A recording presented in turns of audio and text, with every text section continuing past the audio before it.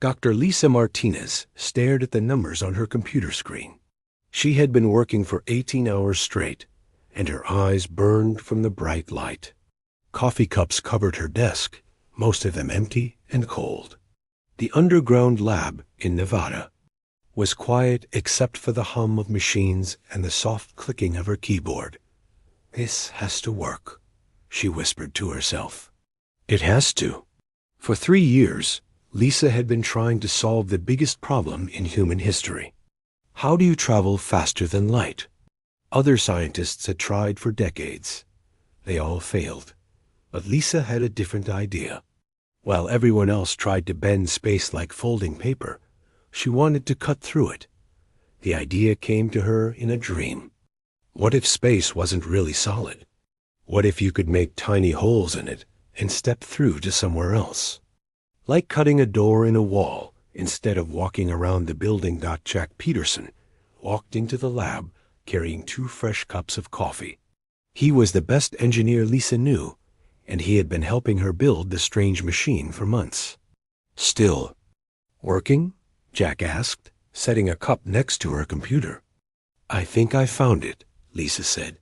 Her voice was shaky with excitement. "The equation that makes it possible." Jack looked at the screen. The math was too hard for him to understand, but he could see that Lisa was excited. "Are you sure?" "Look at this." Lisa pointed to a line of numbers. "If we use enough power, we can make the space around an object unstable. Not bent, but actually torn, like ripping fabric." Amy Walsh came over from her desk across the room. She was the team's math expert, and if anyone could check Lisa's work, it was her. "Show me," Amy said. Lisa explained her idea. Instead of bending space-time like a curve, her drive would create tiny holes that went through higher dimensions. An object could step through these holes and come out somewhere else instantly. Amy studied the equations for 20 minutes. Her face was serious as she worked through each step. Finally, she looked up. "Lisa, this is impossible," Amy said. "But the math is correct," Jack grinned. "So it's impossible math that actually works." "That's the best kind," Lisa laughed. The team spent the next week building a test device. It was small, about the size of a microwave, but it needed enormous amounts of power. They connected it to the lab's main reactor and held their breath. "First test," Lisa announced. "We're going to try to move a steel ball 1 meter." She placed a small metal ball inside the device and sealed the door. Jack powered up the machine while Amy watched the computer readings. "Power at 50%, Jack called out. "Readings look normal," Amy said. "Power at 75%, Jack said. The machine started to vibrate. "Still normal," Amy reported. "Full power," Jack said. There was a bright flash of purple light. The machine stopped vibrating. Lisa opened the door and looked inside. The steel ball was gone. "Where did it go?" Jack asked. Amy pointed to a spot 1 meter away. There. The steel ball was sitting on a table exactly 1 meter from the machine. It had moved through solid air and appeared in the right place. "We did it," Lisa whispered. "We actually did it." But this was just the beginning. Over the next month, they built a bigger version. This one could move objects much farther. They tested it with a probe the size of a small car. "Today, we try something big," Lisa said. "We're going to send our probe to the nearest star." The probe was loaded with cameras and sensors. If everything worked, it would travel 4 light years in just a few hours and send back pictures. The new machine was 10 times bigger than their first test device. It needed so much power that they had to connect it to 3 different reactors. The probe sat in the middle of the machine, waiting. "All systems ready," Jack reported. "Math checks out," Amy confirmed. Lisa took a deep breath. "Begin the test." Jack started the power sequence. This time, the machine didn't just vibrate. It made a deep humming sound that seemed to come from everywhere at once. The air around the probe started to shimmer like heat waves. "Power at 90%, Jack called out. The humming got louder. Small objects in the lab started to shake. "Full power." There was no flash this time. Instead, the space around the probe seemed to tear open like ripped cloth. Through the tear, they could see stars and darkness. The probe moved forward and disappeared through the hole. Then the tear closed with a sound like thunder. "Probe is gone," Amy said, checking her readings. "Signal lost." They waited for 4 hours. Then Amy's computer started beeping. "Signal detected," she shouted. "The probe is transmitting." Pictures appeared on their screens. Alien stars. A red sun they had never seen before. The probe had traveled to another star system and was sending back proof. "We're the first humans to travel faster than light," Lisa said. She felt tears in her eyes. But something else had happened during their test. Something they didn't know about yet. Far across the galaxy, alien scientists noticed strange readings on their instruments.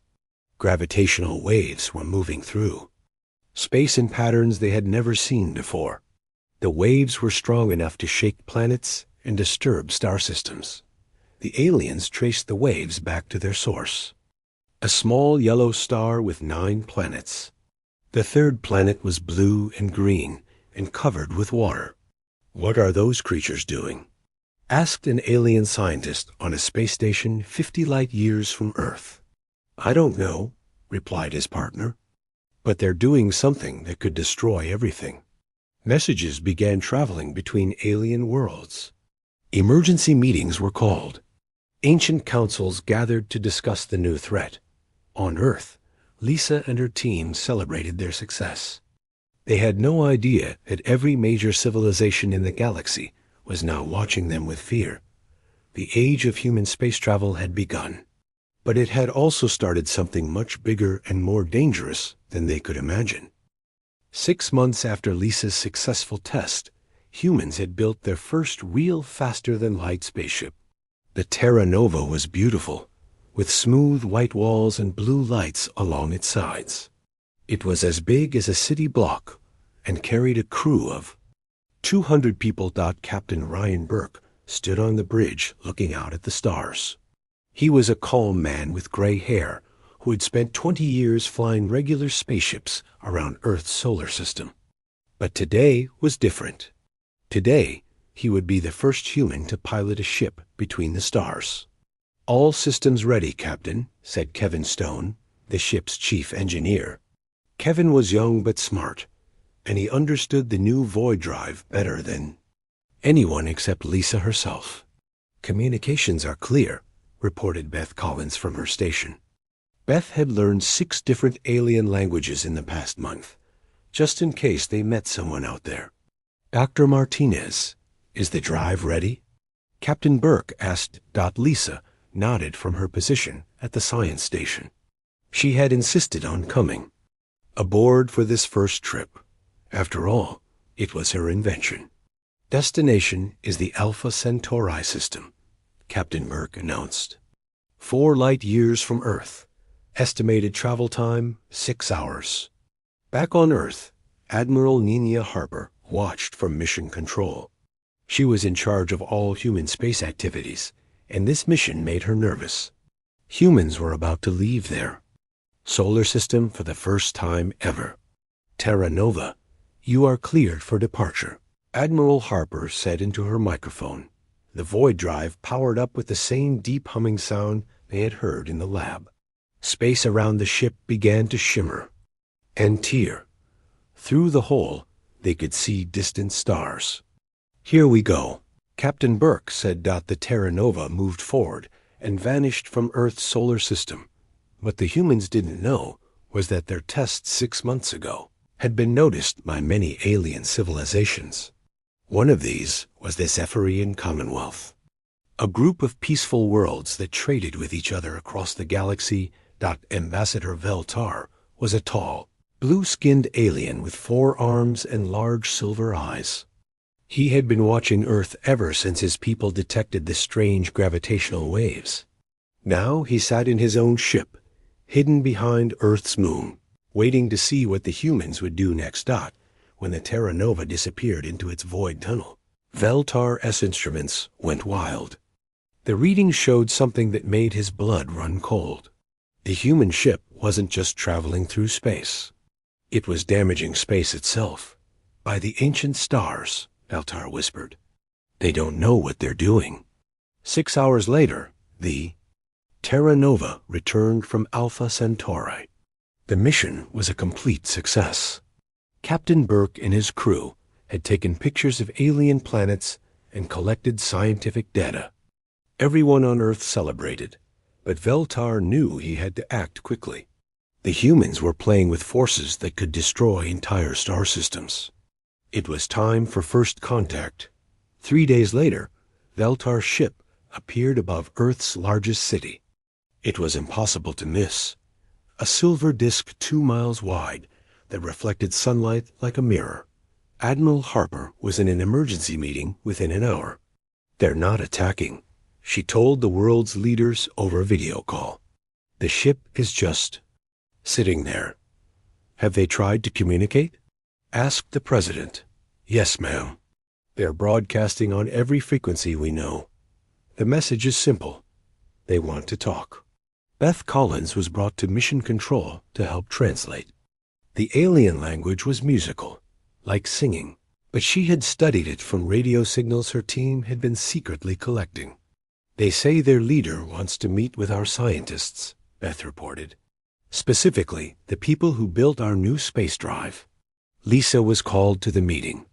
When she arrived at Mission Control, she saw Admiral Harper talking to a hologram of the alien ambassador. Veltar was impressive in person. His blue skin had silver patterns that moved like flowing water. His forearms gestured gracefully as he spoke. Dr. Martinez, Admiral Harper said, meet Ambassador Veltar of the Zephyrian Commonwealth. He says he wants to learn about your void drive. Lisa stepped forward. Through Beth's translation, she could speak with the alien directly. Your invention is remarkable, Veltar said, but I must understand how it works. For the safety of everyone, I'd be happy to show you, Lisa replied. She was excited to meet an alien scientist. A demonstration was arranged. The Terra Nova would perform a short jump while Veltar's ship watched and recorded everything. Captain Burke took the Terra Nova to a safe distance from Earth. Veltar's ship followed, its sensors aimed at the human vessel. Beginning void drive test, Captain Burke announced. Lisa activated the drive from the science station. The familiar humming filled the ship. Space began to tear around them. On Veltar's ship, alarms started screaming. Ambassador, his science officer called out. The humans are creating subspace fractures across 12 light years.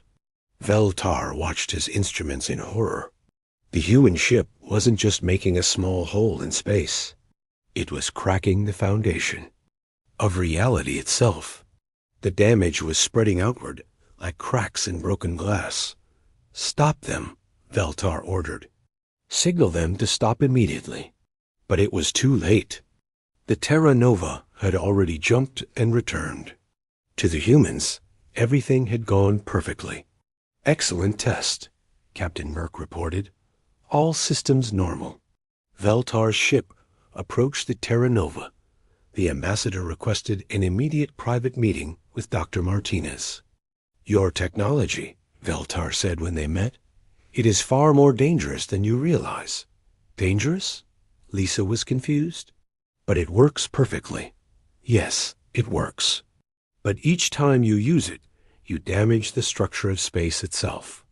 The cracks spread far beyond your ship. If you make them big enough, or use the drive too often, you could tear holes that never close. Lisa felt cold fear creep up her spine. What would happen then? Star systems would be consumed. Planets would disappear. The damage could spread across the entire galaxy. Back on his ship, Veltar composed an urgent message to the Galactic Council. His four hands moved quickly across different control panels. As he wrote, "Emergency report from Ambassador Veltar, Zephyrian Commonwealth. Subject, critical threat from Sol-3 species. The humans have developed FTL technology that creates permanent subspace damage. Immediate council intervention required. This could be a galaxy-ending threat."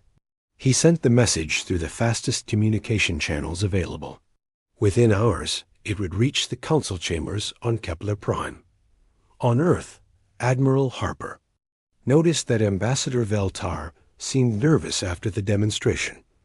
His musical voice had become higher and faster.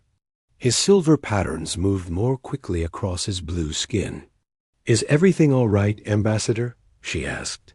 "Yes, of course," Veltar replied, but his large eyes looked worried. "I simply need to discuss your remarkable technology with my people." That night, as Earth celebrated its successful demonstration to an alien species, Veltar's message was causing panic in the highest levels of galactic government. The Galactic Council was about to face the biggest crisis in its 1,000-year history, and the humans who had caused it had no idea what was coming. On the planet Kepler Prime, in the center of the galaxy, stood a building unlike any other. The council hall was made of crystal that changed colors with the light of 3 different suns. Inside, representatives from 47 different worlds gathered for emergency meetings that could decide the fate of entire civilizations. Council President Tisara was an ancient being whose people had been traveling between stars for over 10,000 years.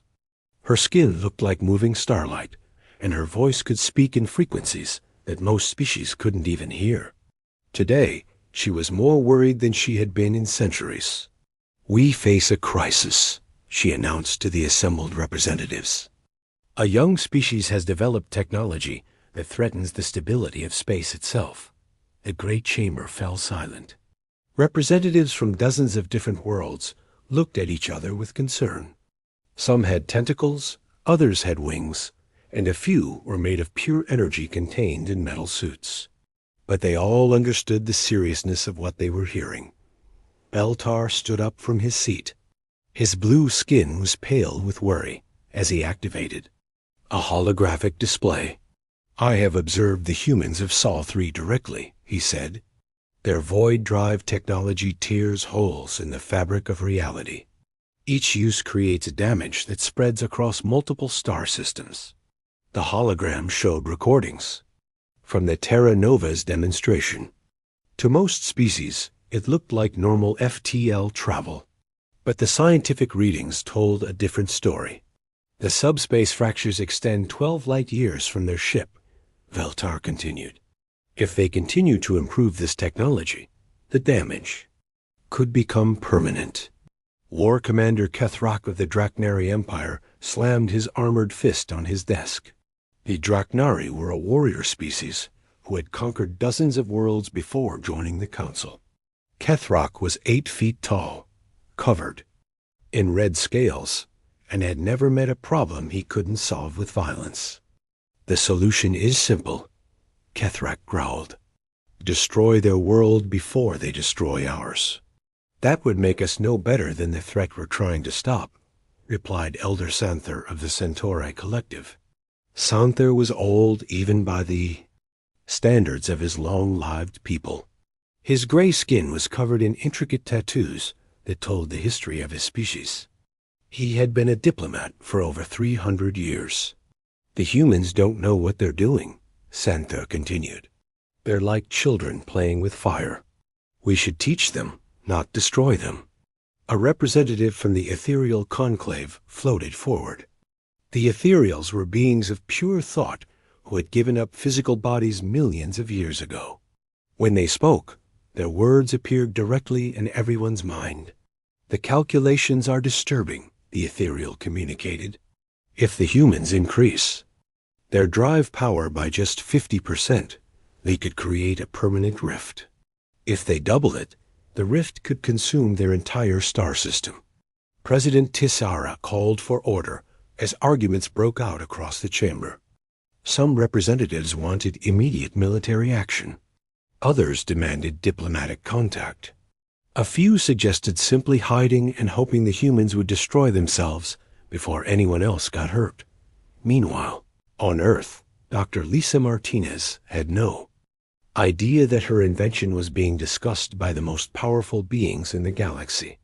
She was in her lab, working on improvements to the Void Drive with her research assistant Tony Adams and security chief Greg Sullivan.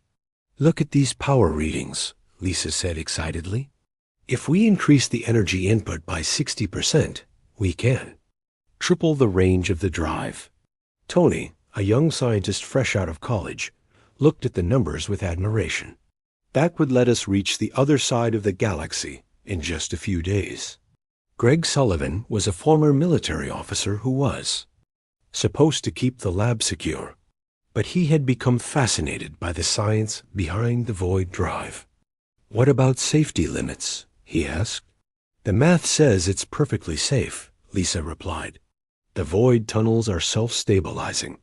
The bigger we make them, the more stable they become." She was wrong, but she had no way of knowing that. Human science was thousands of years behind the rest of the galaxy. They understood how to make the Void Drive work, but they didn't understand the long-term consequences. Back on Kepler Prime, the council had been debating for 6 hours. Finally, President Tissara called for a vote on 3 options. "Option 1, she announced, immediate military intervention to stop human FTL research. Kethrak and 12 other representatives raised their hands. Option 2, complete technological quarantine of the Sol system. No contact, no interference. Let them solve their own problems. 8 representatives voted for this option. Option 3, diplomatic contact to guide the humans toward safer technology. 26 representatives raised their hands, including Veltar and Elder Santher. The motion passes, President Tissara declared. We will attempt diplomatic contact with the humans. Elder Santher was chosen to lead the diplomatic mission. His people had successfully negotiated peace treaties with dozens of different species. If anyone could convince the humans to change their technology, it would be him. I will take a full diplomatic convoy, Santher said. We must show the humans that we come in peace, but also that we represent a powerful alliance. I request permission to escort the diplomatic mission, Kethrak said, standing up. For security purposes. Several representatives objected, but President Tissara allowed it. You may position a small fleet at the edge of the Sol system, but you will not enter unless the diplomatic mission is threatened. Kethrak smiled, showing rows of sharp teeth. Of course. Purely for security. As the council session ended, Elder Santher began preparing for the most important diplomatic mission of his career. He selected his best translators, cultural specialists, and scientists. The convoy would include 5 ships, all designed to look peaceful but equipped with powerful defensive systems. What Santher didn't know was that Kethrak was preparing his own fleet. The war commander had convinced his superiors that the humans represented an immediate threat. He would follow the diplomatic convoy with 30 warships, ready to attack at the first sign of trouble. On Earth, Lisa made another breakthrough. Working late into the night, she discovered a way to make the Void Drive even more efficient. Tony, look at this, she called out. If we modify the containment field, we can create permanent void rifts that stay open for hours. Permanent rifts? Tony asked. What would we use those for? Imagine instant travel between star systems, Lisa explained. Like having doorways between different worlds. We could build a network of rifts that connect the entire galaxy. Greg Sullivan felt a chill run down his spine. Something about permanent rifts sounded dangerous, but he couldn't explain why. Maybe we should test this more carefully, he suggested. Don't worry, Lisa said. I've run the calculations 100 times. It's perfectly safe. 3 days later, Elder Sonther's diplomatic convoy left Kepler Prime. The ships were beautiful, with smooth curves and silver hulls that reflected starlight like mirrors. They traveled at normal FTL speeds, taking their time to plan their approach to Earth. One day behind them, Kethruck's war fleet followed in darkness. The Draknari ships were black and angular, designed to strike fear into their enemies. Kethruck sat on the bridge of his flagship, watching the stars and planning for war. "War Commander," his tactical officer reported, "our spies confirm that the humans are continuing to improve their void drive technology." "Good," Kethruck replied. "That gives us justification for what comes next." On Earth, Admiral Nina Harper received a message that changed everything. Long-range sensors had detected multiple alien fleets approaching the solar system. Some appeared peaceful, but others looked like warships. "Get me Dr. Martinez immediately," Admiral Harper ordered, "and start preparing our defenses. I think we're about to have visitors." The age of innocence was ending for humanity. Soon they would learn that their greatest achievement might also be their greatest mistake. Elder Sonther's diplomatic convoy appeared at the edge of Earth's solar system, like silver stars against the darkness. His 5 ships moved slowly and carefully, broadcasting peaceful messages in every language they knew. On Earth, President Lavra Kim sat in the emergency meeting room with her top advisors. The room was deep underground, protected by thick concrete and steel. Around the table sat Admiral Nina Harper, Defense Secretary Matt Rodriguez, and Dr. Carol Stevens, the President's science advisor. 5 alien ships moving toward Earth at normal speed, Admiral Harper reported. "They're broadcasting messages of peace, but our translators are still working on the language." "What about the other fleet?" President Kim asked. "Still there, hiding behind Jupiter. We count at least 30 ships, and they look like warships." Defense Secretary Rodriguez leaned forward. He was a former general who had spent his whole career preparing for war. This could be a classic military tactic. "Send diplomats to distract us while the real fleet gets into position." Dr. Stevens shook her head. "The peaceful ships are clearly different from the war fleet. I think we really are dealing with 2 separate groups." President Kim made her decision. "We'll meet with the diplomats, but keep our defenses ready." 6 hours later, Elder Sonther's ship landed at the United Nations building in New York. The alien diplomat was impressive to see in person. His gray skin was covered in moving tattoos that seemed to tell stories. His eyes were large and wise, and when he spoke, his voice was calm and musical. "President Kim," Sonther said through his translator device, "I come representing the Galactic Council. We need to discuss your faster-than-light technology." The meeting took place in the UN's largest conference room. Lisa Martinez had been flown in from Nevada, along with several other scientists.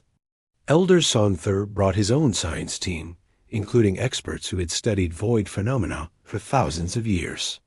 "Your void drive technology is remarkable," Sonther began, "but it is also extremely dangerous. Each time you use it, you damage the structure of space itself." Lisa felt confused. "But our tests show that the void tunnels close completely after use."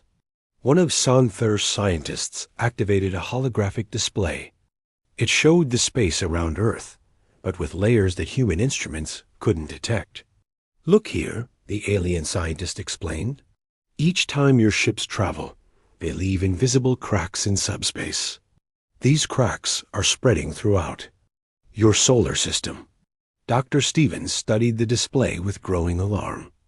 "You're saying that every time we use FTL travel, we're weakening the fabric of space?" "Exactly," Sonther replied. "And if the cracks become large enough, they could create permanent tears that consume everything around them." Defense Secretary Rodriguez stood up suddenly. "Wait a minute. You're telling us to stop using our most important technology. How do we know this isn't just a trick to keep humanity from exploring the galaxy? Secretary Rodriguez, President Kim said quietly. Please sit down. But Rodriguez was angry. These aliens show up with a war fleet, then tell us our technology is dangerous. It sounds like they're trying to scare us into giving up our only advantage. Elder Santher raised his hands peacefully. We understand your suspicion, but please, let us show you the true danger. At that moment, Dr. Martinez received an urgent message on her phone. It was from her lab in Nevada. I'm sorry, Lisa said, but I need to take this call. It's about our latest test.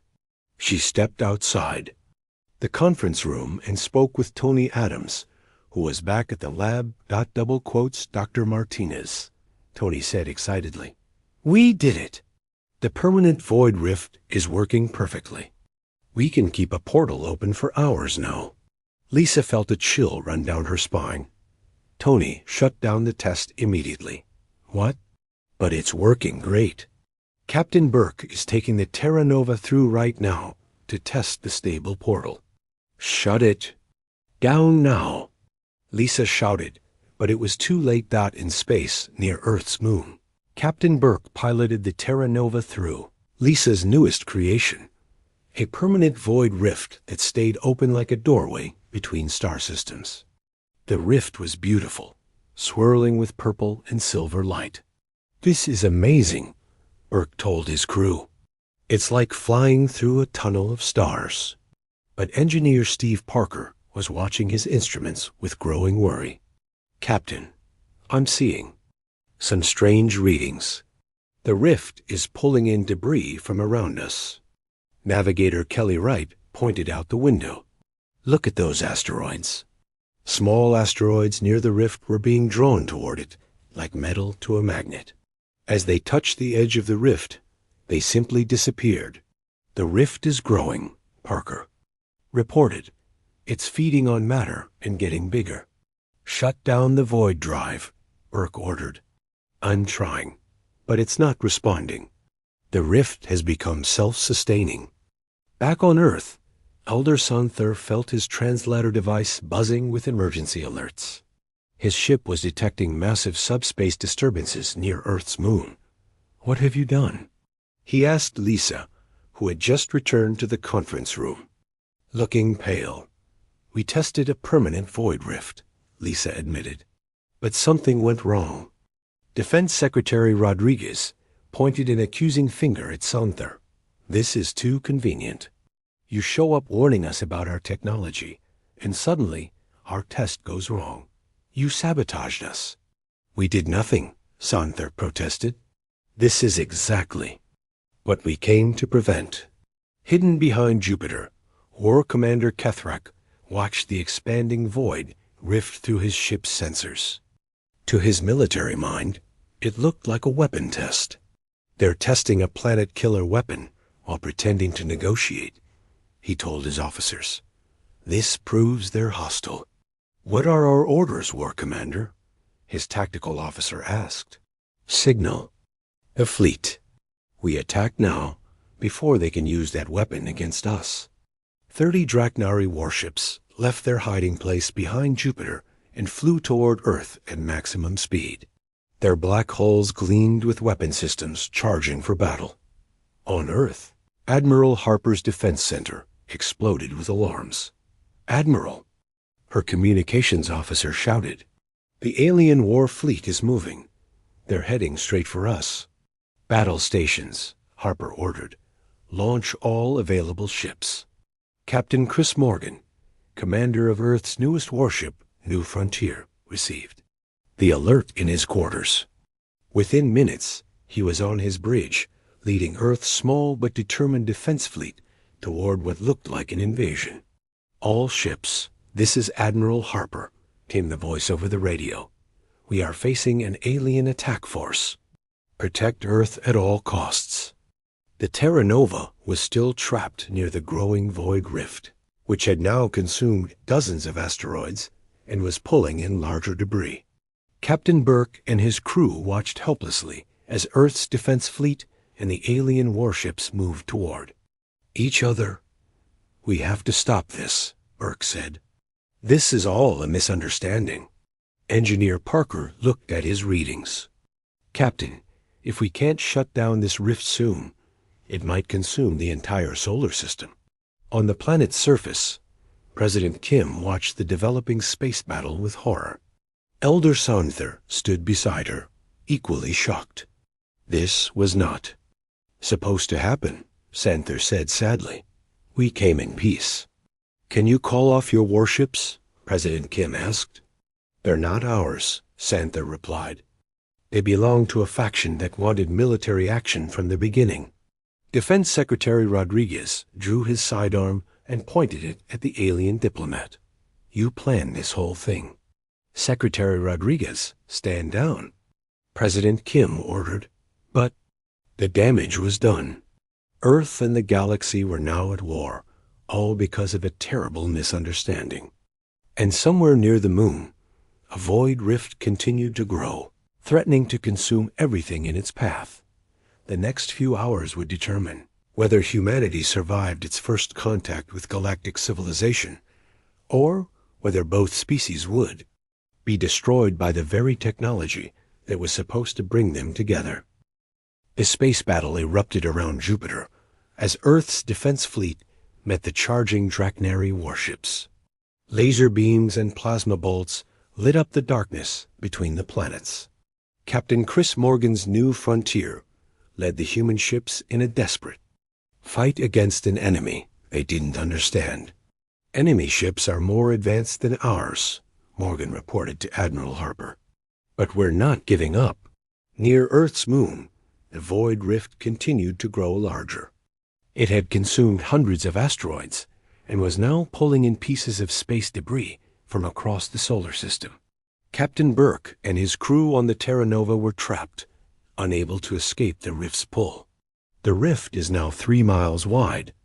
Engineer Steve Parker reported, and it's still growing. Navigator Kelly Wright pointed at her instruments. Captain, if this thing keeps expanding at this rate, it will reach Earth in 6 hours. Burke made a decision that would change everything. Open all communication channels. Broadcast to both fleets. Sir? Parker asked. This whole war started because nobody's talking to each other. Someone needs to stop the fighting before we all get consumed by that thing. Burke's voice went out across space to both the human and Draknari fleets. All ships, this is Captain Burke of the Terra Nova. Stop firing immediately. We have a bigger problem than any war. On the bridge of his flagship, War Commander Kethrak heard the transmission. Human vessel, you will surrender immediately. War Commander. Look at your sensors, Burke replied. That void rift near the moon. It's not a weapon. It's a mistake, and it's going to kill all of us if we don't work together. Kethrak checked his readings.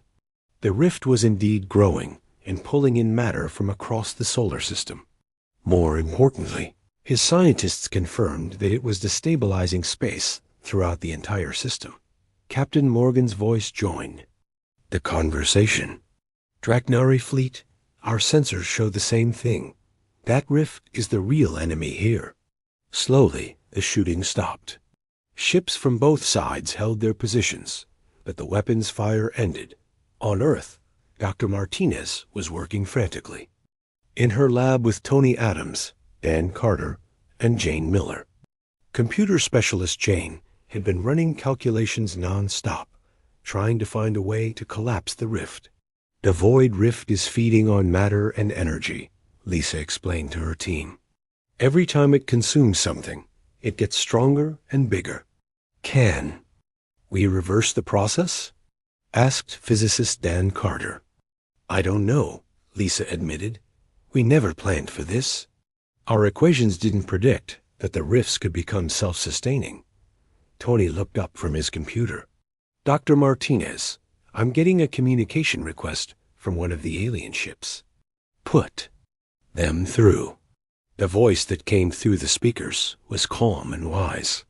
It was Elder Santher, calling from his diplomatic ship. Dr. Martinez, this is Elder Santher.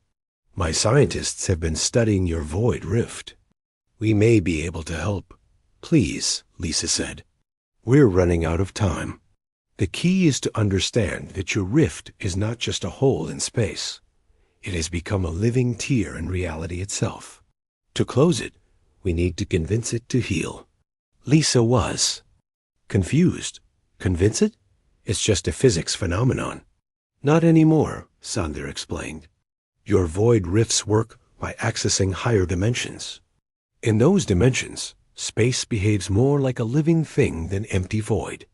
Paul Chun, the team's translator who had been monitoring alien communications, suddenly spoke up. Dr. Martinez, I think I understand. The aliens are saying that space can heal itself, like a cut in skin, but only if we give it the right conditions. Working together across the communication link, human and alien scientists began to develop a solution. Lisa provided the technical details of how the void drive worked, while Sandhya's team explained the deeper physics that humans had never understood. We need to create a resonance field that encouraged the rift to collapse, explained one of Sandhya's scientists. Like playing the right music to calm an angry animal. Jane Miller worked with the alien computers to calculate the exact frequency needed. Dan Carter figured out how to modify the Terra Nova's void drive to generate the resonance field instead of opening new rifts. But there was a problem. The Terra Nova was trapped too close to the rift to generate the field safely. If we try this from here, the resonance might tear our ship apart, Engineer Parker warned. Then we need another ship to generate the field from a safe distance. Captain Burke said. War-Commander Kethrak's voice suddenly joined the conversation. My flagship has powerful energy generators. We can create your resonance field. Everyone was surprised. The Draknari commander who had come to attack was now offering to help. Why would you help us? Burke asked. Because, Kethrak replied, if that rift destroys your solar system, the damage will spread across dozens of other systems, including mine. Working together, the human and alien ships formed a plan. Elder Sandhya's diplomatic ship would provide the technical expertise. The Terra Nova would relay signals from inside the rift. Kethrak's warship would generate the resonance field. And Earth's defense fleet would provide additional power if needed. All ships ready, Captain Morgan reported. Beginning resonance field generation, Kethrak announced. The Draknari flagship began to glow with strange energy. Waves of force spread out from the ship toward the void rift. At first, nothing happened. Then slowly, the rift's edges began to shimmer and waver. It's working, Parker shouted from the Terra Nova. The rift is starting to collapse. But the process wasn't smooth. The rift fought back, sending out bursts of energy that shook ships across the solar system. Resonance. Field is unstable, Kethrak reported. We need more power. All human ships divert power to the Draknari vessel. Admiral Harper ordered from Earth. One by one, Earth's defense ships formed a chain, sending their energy to boost Kethrak's resonance field. It was the first time human and alien technology had ever worked together. Slowly, carefully, the void rift began to close. The purple and silver light that had swirled at its edges started to fade. The pull that had been consuming asteroids grew weaker. Rift collapse at 70%, Jane Miller reported. 80%. 90%. With a sound like thunder that somehow carried through the vacuum of space, the void rift snapped closed and disappeared. Cheers went up on ships throughout the solar system. Humans and aliens had worked together to save everyone from destruction. 3 days later, representatives from Earth met with the Galactic Council in a peaceful ceremony. Lisa Martinez stood before the assembled aliens, no longer as an unknown scientist, but as Earth's first representative to the Council's Science Division. The void drive technology will be studied jointly by human and alien scientists, President Desara announced. Together, we will develop safe FTL travel that combines human innovation with galactic wisdom. Captain Burke was chosen to lead humanity's first official interstellar exploration mission. His new ship would use hybrid technology that was both faster and safer than the original Void drive. War Commander Kethrak, surprisingly, became one of Earth's strongest supporters on the Council. Any species brave enough to risk everything for scientific discovery deserves our respect, he declared. Elder Soundthir smiled as he watched the ceremony. The crisis that could have destroyed the galaxy had instead brought together two very different species. Humans had learned their greatest strength, their willingness to take risks, needed to be balanced with wisdom and caution.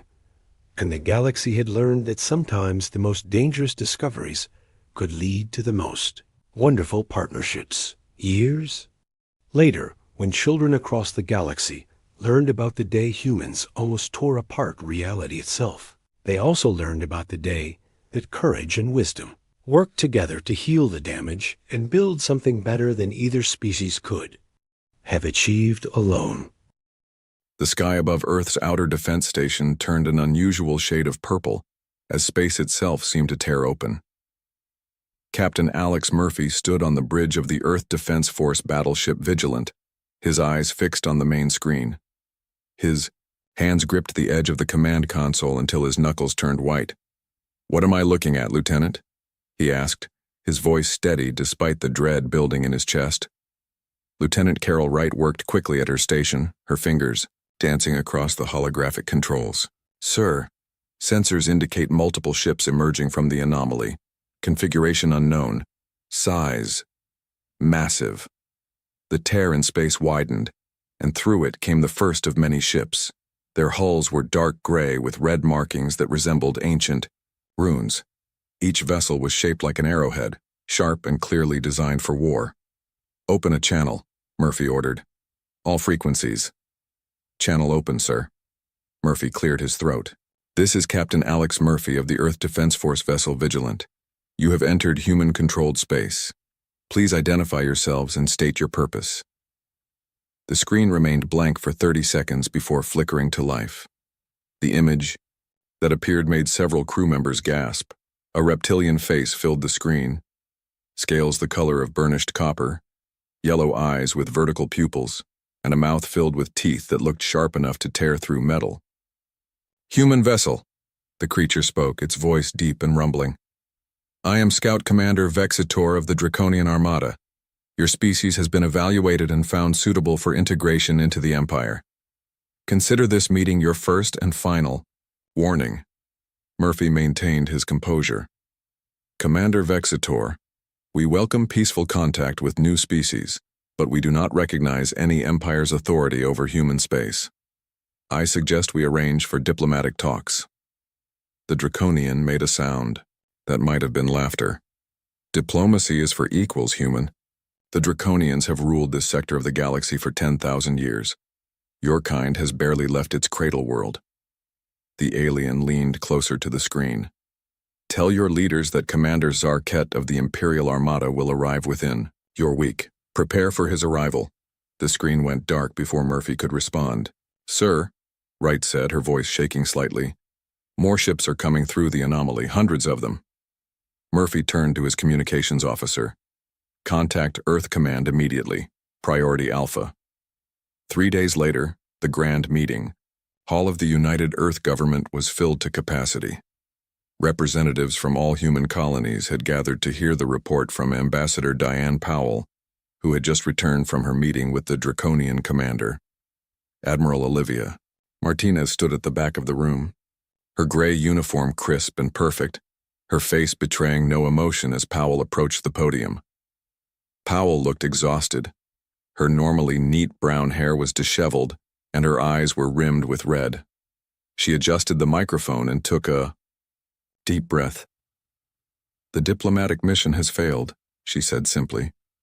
"The Draconians are not interested in negotiations or peaceful coexistence. Commander Zarket delivered an ultimatum. Earth and all human colonies have 30 days to prepare for integration into the Draconian Empire, or face extinction. The room erupted in shouts and questions. The president raised his hands for silence. Integration? He asked. What exactly does that mean? Powell's expression darkened. Based on information provided by the commander and our observations of their treatment of other species, integration means the end of human self-governance. They would take control of our military, our resources, and our people. Resistance would be met with force.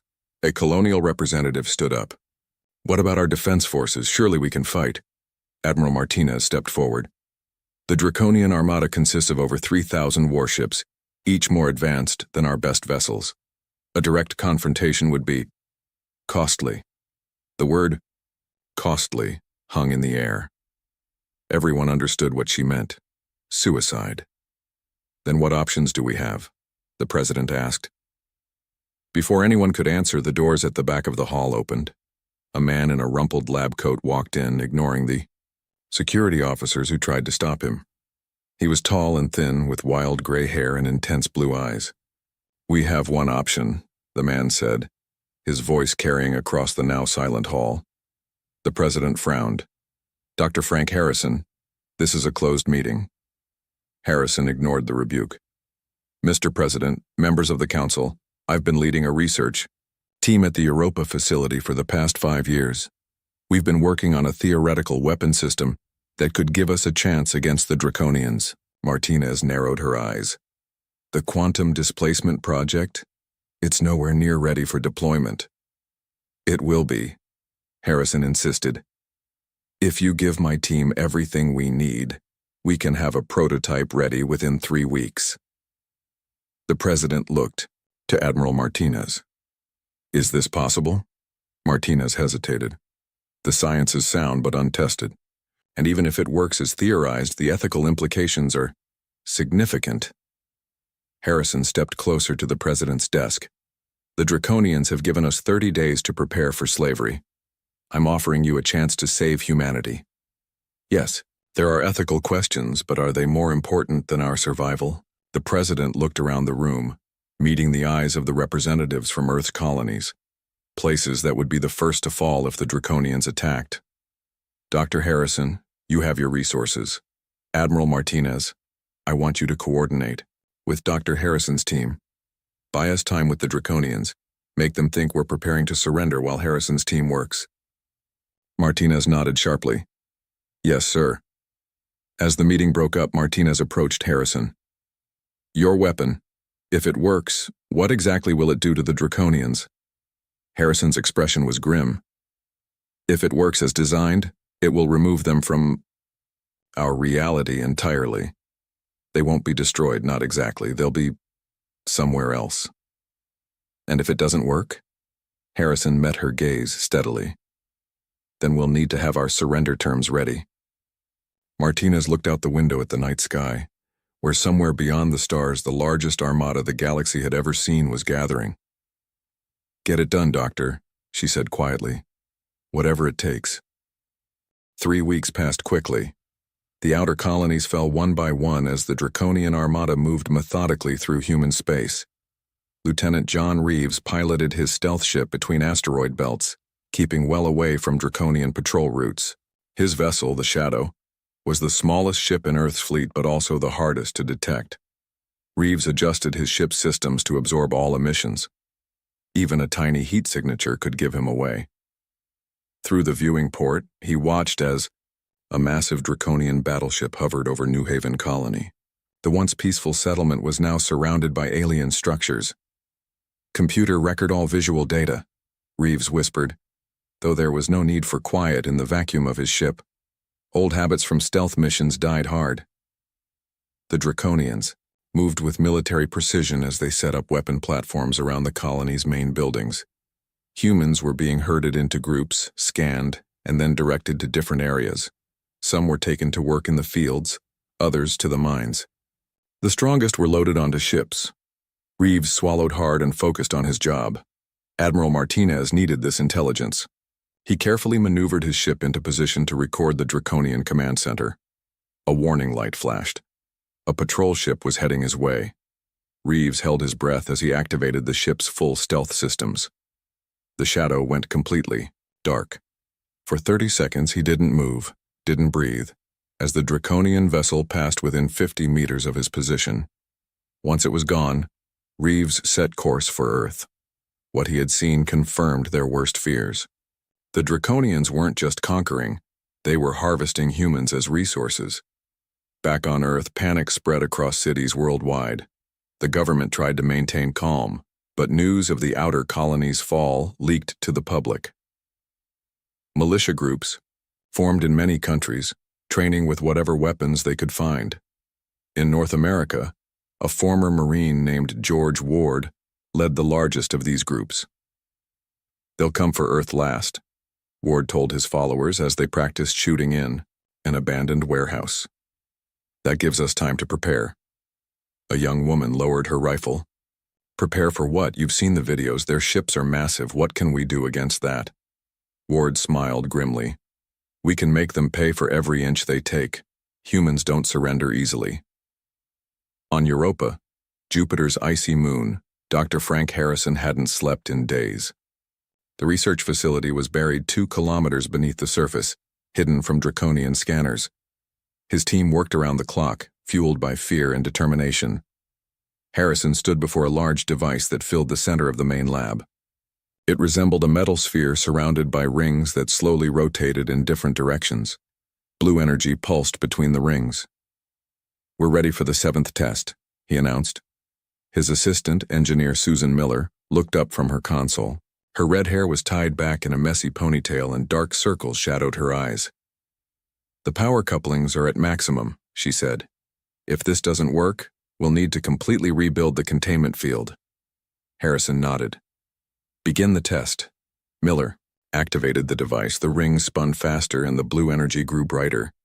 In a sealed chamber connected to the main device, a piece of Draconian technology they had recovered from a damaged scout ship sat on a platform.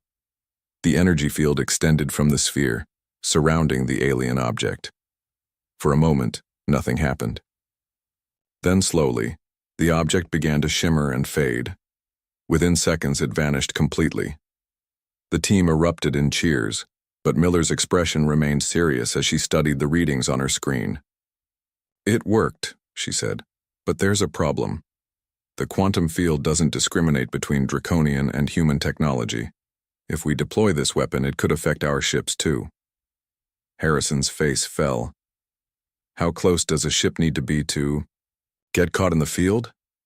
"Based on these readings, anything within 50 kilometers would be affected," Miller answered. "We need a way to protect our own vessels." Before Harrison could respond, an alarm blared throughout the facility. A security officer rushed into the lab. "Doctor, we've detected Draconian ships entering Jupiter's orbit," he reported. "They've changed course directly toward Europa." Harrison's blood ran cold. "How did they find us?" "They captured a supply ship 3 days ago," the officer explained. "It had information about unusual activity on Europa." "How long do we have?" 6 hours at most before they're in position to attack." Harrison turned to his team. "Pack up everything, we're evacuating. The ghost weapon goes first." Commander Patricia Daniels piloted her shuttle toward the hidden Europa facility. Her mission was simple but crucial: extract Harrison's team and their weapon prototype before the Draconians arrived. "Europa base, this is Rescue 1, she radioed. "We're approaching your position. Prepare for emergency evacuation." She guided her ship through a narrow ice canyon, staying close to the surface to avoid detection. Behind her shuttle came 5 more, each designed to carry people and equipment. The ground below suddenly opened, revealing a hidden hangar. Daniels landed her shuttle as teams of scientists rushed to load equipment. Dr. Harrison approached her as she exited the shuttle. "Commander, thank you for coming." "Thank me when we're safely away," she replied. "Is that the weapon?" She pointed to the device being carefully loaded onto the largest shuttle. "Yes, it works, Commander. It can make the Draconians disappear." "Then let's make sure it gets back to Earth." Daniels organized the evacuation with military efficiency. Scientists and equipment were assigned to specific shuttles. The ghost weapon was secured with special harnesses. As the last of the equipment was loaded, the facility's sensors detected draconian ships entering Europa's atmosphere. "They're early," Daniel said. "Everyone on board now." The 6 shuttles lifted off from the hangar, staying close to the surface of Europa. They would circle around to the far side of the moon, using its mass to shield them from draconian sensors until they could rendezvous with a waiting stealth transport. Daniels watched through her viewport as draconian bombers appeared on the horizon, heading straight for the now empty facility. The aliens would find nothing but an abandoned base. The shuttles slipped away into space just as the first bombs fell on the facility. The weapon that could save humanity was safely on its way to Earth. But time was running out. Only 1 week remained before the draconian deadline. 1 week remained before the draconian deadline. From the outside, Earth appeared to be preparing for surrender. White flags flew in major cities. Military vessels returned to dock. Government broadcasts urged calm and cooperation. But deep beneath, the North American Rocky Mountains inside the most secure facility on Earth, a different plan was taking shape. Admiral Olivia Martinez stood before a 3-dimensional map showing the positions of all draconian ships. Red dots clustered around the outer colonies with a massive concentration forming near Mars.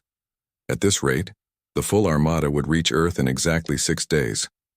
Operation Phantom is now in effect, Martinez announced to the room full of military leaders and scientists. "Dr. Harrison, please brief the team on current status." Harrison stepped forward. He looked better than he had on Europa. He'd finally gotten some sleep, but stress still lined his face. "The ghost weapon works," he said simply. "We've solved the discrimination problem. Thanks to Engineer Miller's breakthrough, we can now protect our ships from the quantum field effect." Miller, standing nearby, nodded. She had spent 3 days without sleep to develop a shield that would protect human technology from the weapon's effects. "The modified weapon creates a quantum disruption field," Harrison continued. "When this field touches draconian ships, it will sever the connection between their physical matter and our dimension. In simple terms, they'll be phased into a parallel reality." A general raised his hand. "Are we killing them?" Harrison shook his head. "No. They'll continue to exist, just not in our universe. They'll be somewhere else." "And they can't come back?" Martinez asked. "Not without technology far more advanced than what they currently possess," Harrison assured her. Martinez pointed to the map. "We'll deploy the weapon using these 5 cargo ships." 5 blue dots appeared on the display. Each has been retrofitted to carry 1 ghost device. They'll position themselves around the draconian fleet here. She indicated a point near Mars orbit. "Who's going to pilot these ships?" someone asked. "We have volunteers," Martinez replied quietly. "They understand the risks." Captain Kyle Bennett sat alone in his quarters aboard the cargo ship Horizon. Unlike a military vessel, the Horizon looked ordinary, the kind of ship that transported food and supplies between colonies. No one looking at it would guess it carried the most powerful weapon humans had ever created. Bennett opened a small box on his desk and touched the photo inside, his wife and son smiling back at him. He'd recorded a message for them earlier, explaining why he had volunteered for this mission. He hoped they would understand. A knock at his door interrupted his thoughts. He closed the box and called, "Enter." Dr. Harrison stepped into the small cabin. "Captain, we're ready to install the final components of the ghost device in your cargo hold." Bennett nodded. "Will it hurt when the device activates?" Harrison looked uncomfortable. "We don't know for certain. Test subjects disappeared too quickly to record any data on their experience." Bennett appreciated the honesty. "Tell me again how this works, in simple terms." Harrison sat down across from Bennett. "Every object exists in multiple dimensions simultaneously, but we only experience one. The ghost weapon adjusts quantum frequencies to push objects fully into a parallel dimension. They still exist, but not in our reality.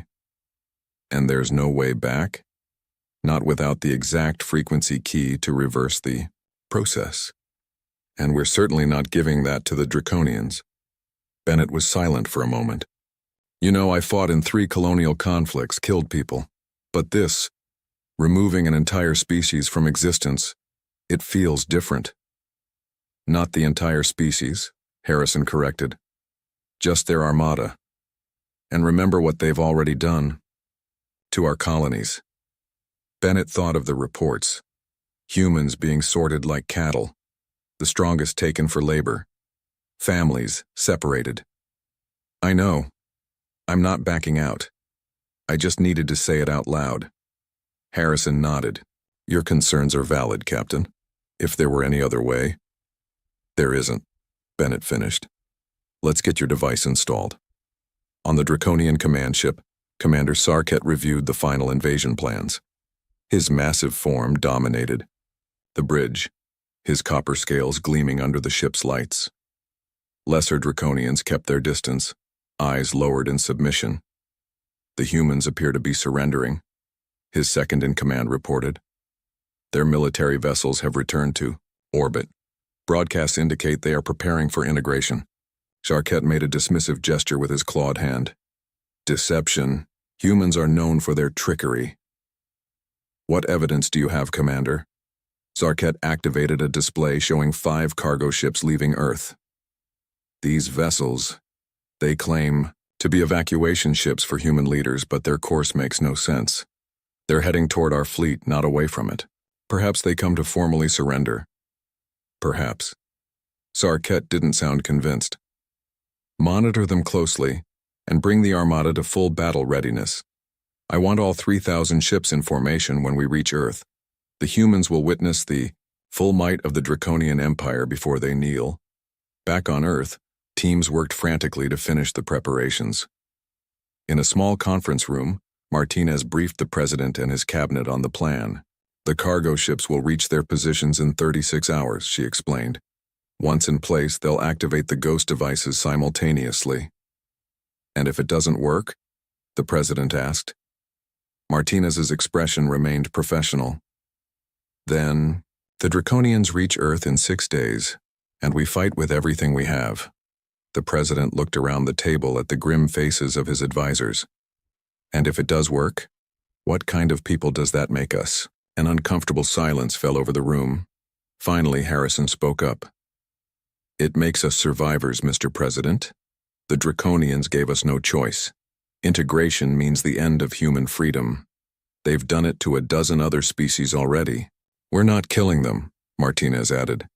Just removing them from our reality. The president closed his eyes briefly.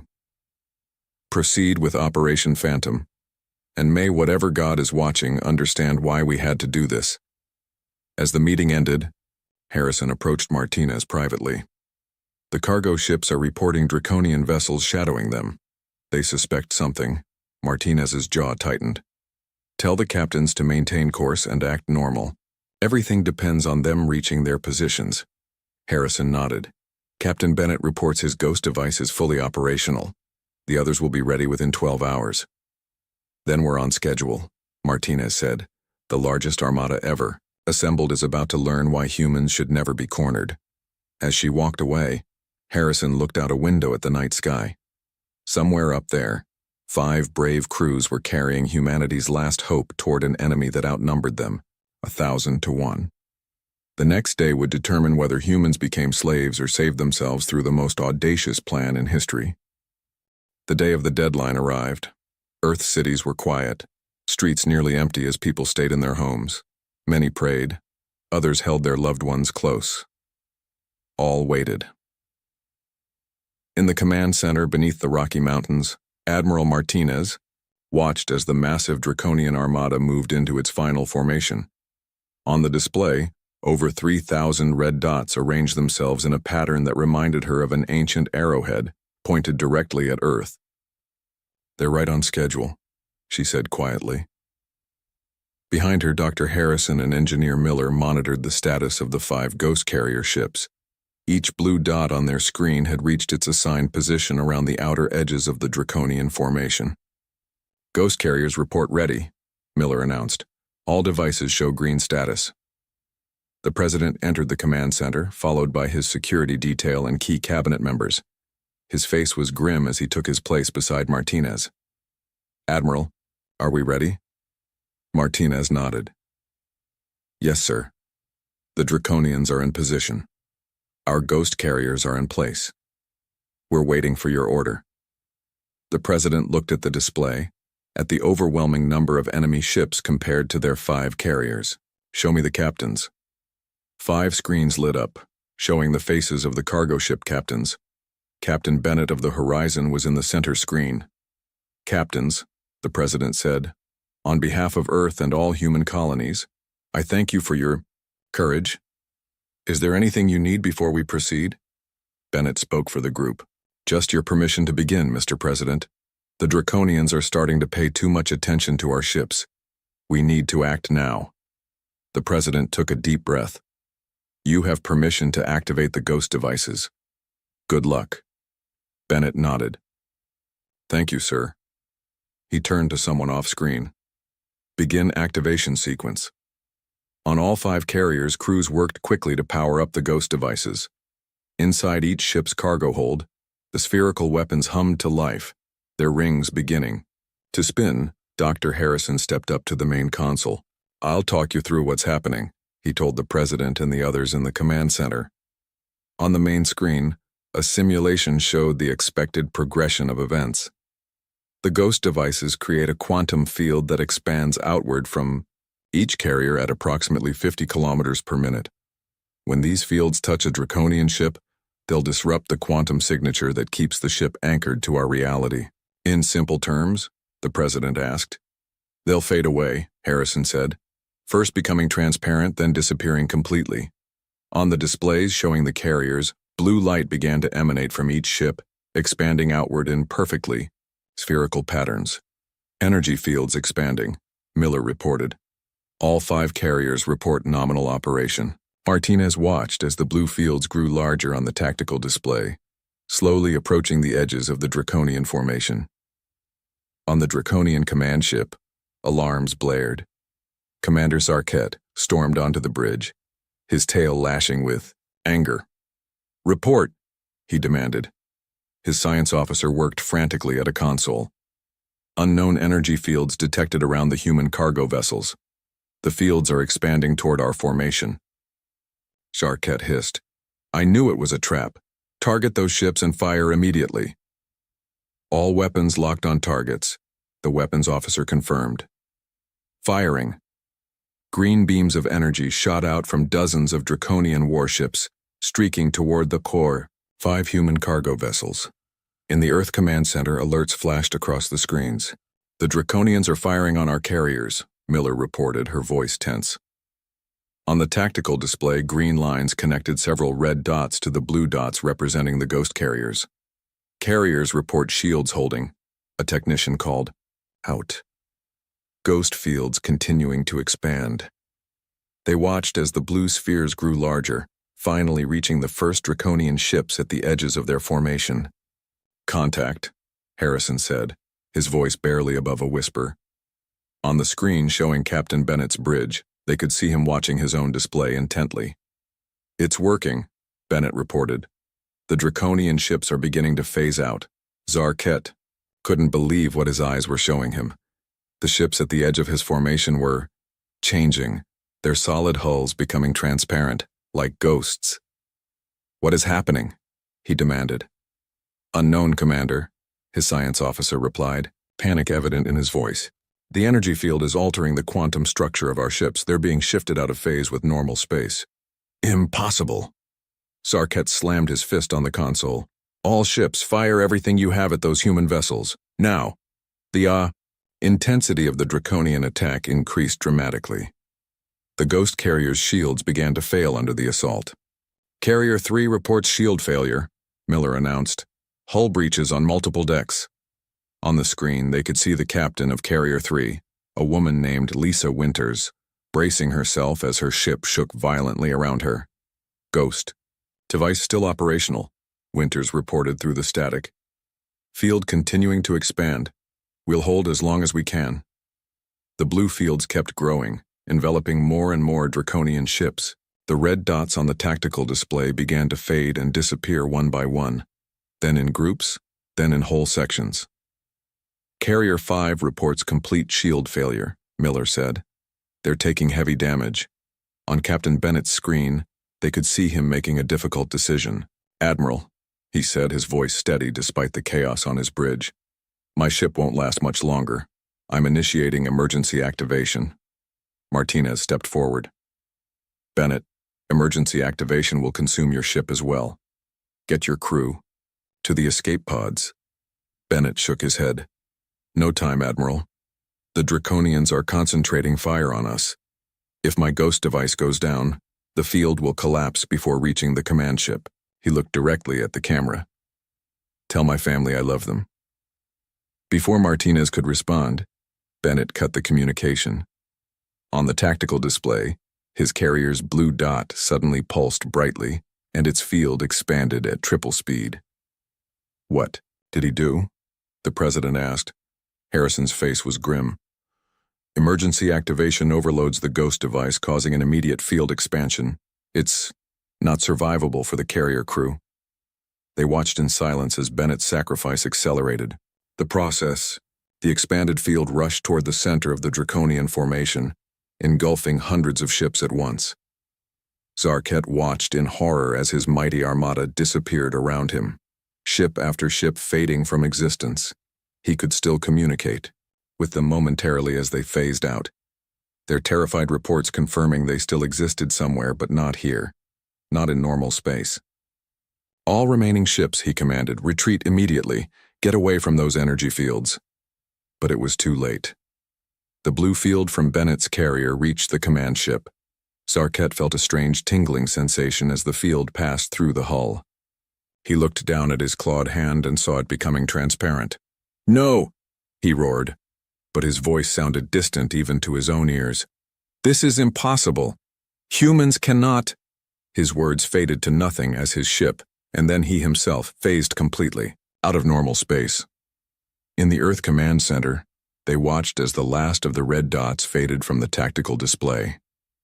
Where minutes before there had been over 3,000 Draconian warships, now there was nothing but empty space, all. Draconian ships have been phased out, Miller reported, her voice filled with disbelief. The entire armada is gone.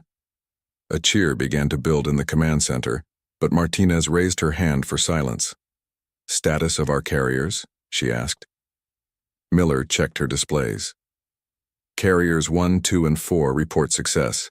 Their ghost devices are powering down carriers 3 and 5. She paused. No response from carriers 3 and 5. And carrier 5's energy signature is gone. The celebration died before it began. The president bowed his head briefly. We've won, he said quietly. But the cost was high. Martinez looked at the now empty tactical display. The entire Draconian armada, she said in wonder. Over 3,000 ships, gone without a trace. Dr. Harrison nodded solemnly. And humanity will never forget that humans were behind it. 3 months passed since the day the Draconian armada vanished. Earth slowly returned to normal life, though normal had a new meaning now. Humanity knew they were not alone in the galaxy, and that knowledge changed everything. Admiral Martinez stood at the window of her office in the rebuilt defense headquarters. Outside, workers were constructing a memorial to those lost during what people now called the Draconian Crisis. The names of the ghost carrier crews were being carved into stone, with Captain Bennett's name at the top. Her computer chimed, announcing a visitor. Enter, she called. Dr. Harrison walked in, looking much healthier than when she had last seen him. The dark circles under his eyes were gone, and he had gained back some of the weight he had lost during those desperate weeks. Admiral, he greeted her. Thank you for seeing me. Of course, Frank. They had moved to first names after saving the world together. What brings you here? I thought you were busy with your new research facility. Harrison nodded. I am, but I've discovered something you need to know. He placed a data pad on her desk. We've been monitoring the displacement zone, the area where the Draconian fleet vanished. Martinez picked up the pad and studied the readings. What am I looking at? Energy spikes, Harrison explained. They're faint but regular, and they match draconian communication frequencies. Martinez looked up sharply. They're communicating from the other dimension? Not exactly communicating, Harrison said. It's more like echoes. Imagine shouting in a canyon. What we're detecting are the echoes of their communications bleeding through the dimensional barrier. Can they come back? Martinez asked the question that had haunted her for months. Harrison sighed. Theoretically, yes, but they would need technology far beyond what they had when we phased them out. It would take them centuries to develop it, if they ever do. Martinez set down the pad. Keep monitoring them. I want to know if those energy spikes get stronger. There's more, Harrison said. Ships passing near the displacement zone have reported hearing strange transmissions. Most are just static, but occasionally there are words. What kind of words? Threats mostly, promises of revenge. Harrison looked uncomfortable. The crews are getting spooked? Martinez walked back to the window. We'll restrict civilian travel through that sector. Issue a navigation warning about radiation or something similar. That's not all I came to tell you, Harrison said. We've been contacted by 3 alien civilizations. This news surprised Martinez. Friendly? Cautiously friendly, Harrison replied. They were all under draconian control. When the Armada disappeared, they gained their freedom. They want to know how we did it. And what have you told them? Nothing yet. That's a decision above my pay grade. Martinez smiled slightly. Mine too. I'll inform the president. He'll want to meet with them. Harrison nodded. They're sending representatives. They should arrive within the month. He hesitated. There's one more thing. Engineer Miller has a theory about the displacement. Go on. She believes the dimensional barrier is thinning in certain areas. Nothing dangerous, he added quickly, seeing Martinez's expression. But it might be possible to communicate more directly with the displaced Draconians. Why would we want to do that? Harrison looked her in the eye. Because not all Draconians were part of the Armada. There are civilians, colonies, even factions that oppose the Empire's expansion. They might be willing to help us ensure the Armada never finds a way back. Martinez considered this. Set up a secure facility for the research. But move carefully, Frank. We don't want to accidentally give them a way back. After Harrison left, Martinez turned back to the window. The sun was setting, casting long shadows across the memorial construction site. She thought about Captain Bennett and his final message to his family. She had delivered it personally, a recording of a brave man explaining why he had to sacrifice himself. On the other side of the world, in what was once the Australian outback, Susan Miller stood in a new research facility. Around her, dozens of scientists worked at stations monitoring the dimensional barrier. On her main screen, strange readings appeared, fluctuations in the barrier that separated normal space from the dimension where the Draconians now existed. You recording this? She asked her assistant. Yes, ma'am. It's the 3rd fluctuation this week. Miller studied the patterns. They're trying to communicate. Should we report this to Dr. Harrison?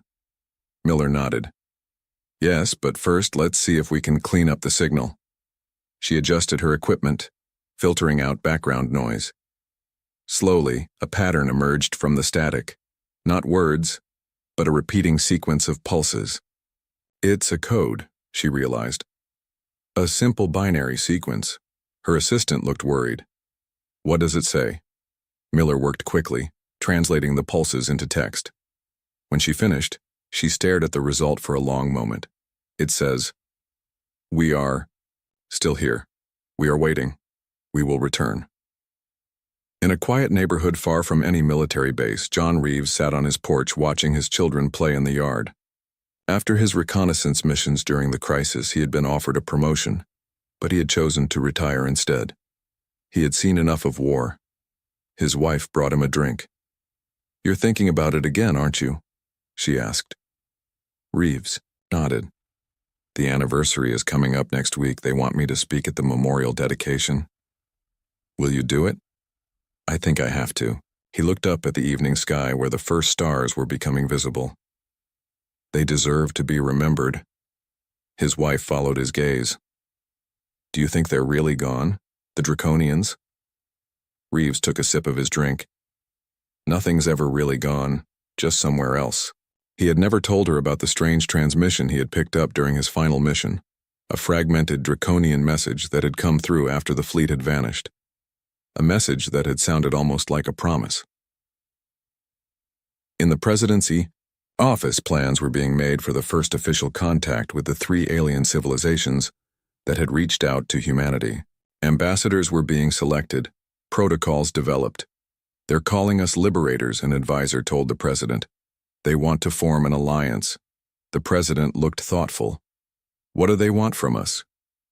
Protection, mainly. They fear the remaining Draconian colonies might try to rebuild the empire. And what do we want from them? Technology, star charts, cultural exchange, but mainly information about any remaining Draconian forces. The president nodded. Arrange the meeting. It's time humanity took its place among the stars. Deep in space near where the Draconian armada had vanished, a small research vessel drifted silently. Its mission was to monitor the displacement zone and report any unusual activity. The lone crew member, a young scientist named Peter Clark, was the first to notice the strange readings. The dimensional barrier was fluctuating in a new pattern, almost as if something were pressing against it from the other side. He sent an urgent message to Earth. Dimensional disturbance detected.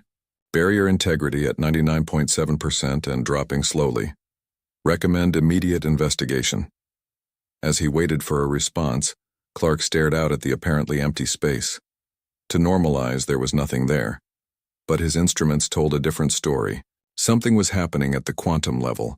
Something that might one day allow the Draconians to find their way back. But humanity would be waiting. And they would be ready. On Earth, life continued.